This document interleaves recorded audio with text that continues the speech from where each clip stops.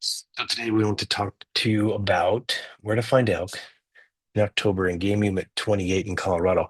If you haven't done it yet, you got to check out any AI platform, ChatGPT, whatever, to find elk in places in Colorado, wherever you might be hunting.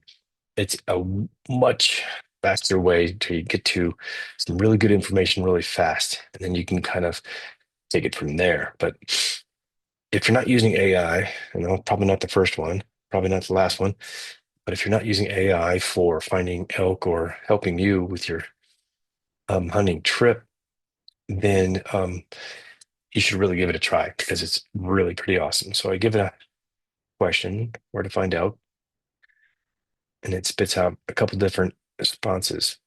So they're still building this out. You see response one, response two, waiting. Here we go. Yeah, so check this out. Um, it gives you two responses and both very, very helpful. Basic kind of general information, where to find elk habitat, good elk habitat during this time of year, what types of strategies you can use. I wanted to get to this prime elk locations in game unit 28 because it is pretty fascinating. I've been to this unit a lot, spent a lot of time in there, different seasons, and I know about these different places, the Fraser Experimental Forest. I believe this is day use only, so you got to check this out. Um, and that's why it's a good area because uh, sort of low traffic, no roads, this sort of thing. A place where you can go get away from people, hunting pressure. And I don't think you can camp there. I don't think they allow packing in, that sort of thing. I think it's day use only, but check it out. Vasquez Creek, huge long valley right inside. You access it from the beginning of Winter Park, the town. But here's this interesting thing here. Darling Creek Headwaters. I have never been here. I don't know why or how, but I've never been here. So let's check it out. We go to Onyx. We type in Darling Creek, and it says near Silverthorne. Just click on it because it's nowhere near Silverthorne, but it is where you we wanted to look according to AI, getting us the information and lots of other helpful information. I go here, I can see the trailhead. I can see roads that will get me to the trailhead. Um, I see this big burn area from the Williams Fork fire in 2020 and the Sugarloaf in 2018. Um, and check out this trail. So this trail is it's a long one. Trust me, it's not going to be easy. Nothing in Colorado. I say to my kid all the time, everything in Colorado is uphill.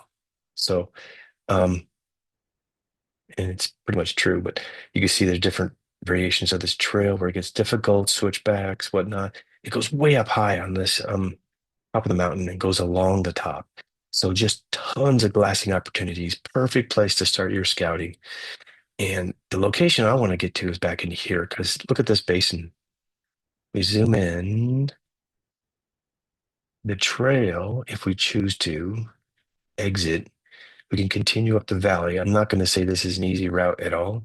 I bet you it's just tons of down timber, logs everywhere, not easy walking, no real good trails except for maybe some game trails. But check out the basin.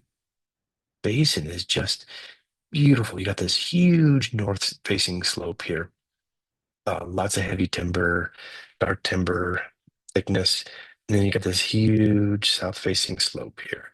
So good combination of, exposure. Elk can really hang out here a long time until the snow gets deep because the south facing slope, the snow is not going to get as deep and not as deep as soon as it will on this north slope.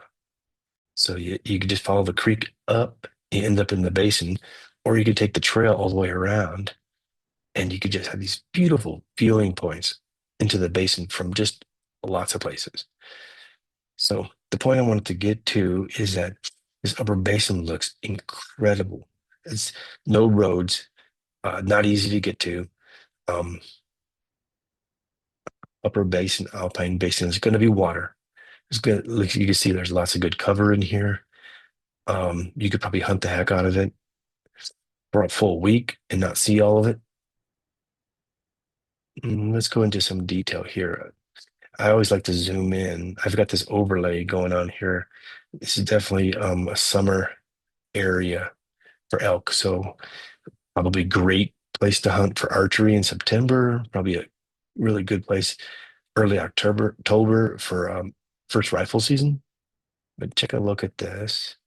Look at this area here. Just a nice flat um, where these three creeks come together. I always love to find a confluence area like this where creeks come together. It's almost always a really good place to hunt. I mean, you can just sit here and you patch of the trees, and elk would deer move in and out throughout the day.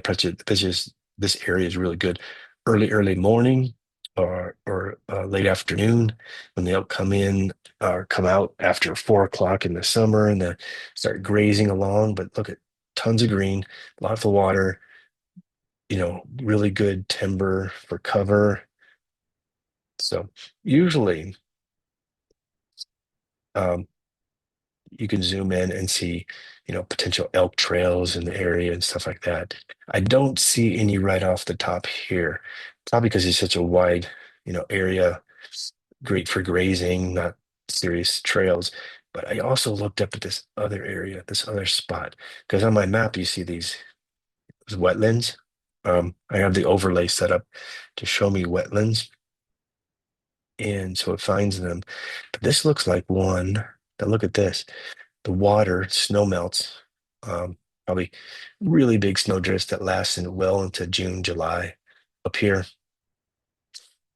And this upper lake, check this out. So another good wetland area. And so I got into zooming into this and look at all these elk beds. I had to mark this because look at this.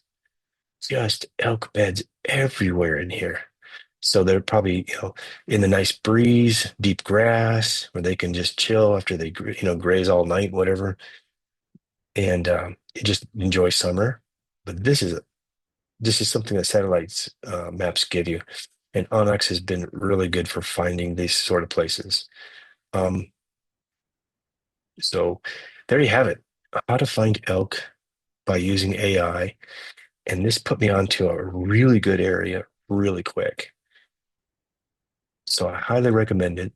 If you get a chance, just type it in. I'm using the free version of ChatGPT. Just type in here. Of course, you do get maybe slightly better information, maybe more accurate or more detailed, more options available to you if you do the pay for service for AI. But this is great, just free out of the box.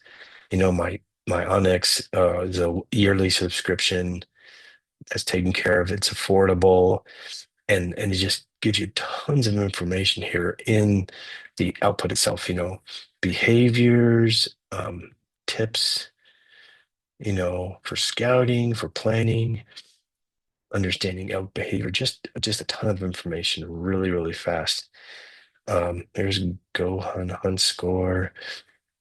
Colorado Parks and Wildlife, also a very good resource for finding more information.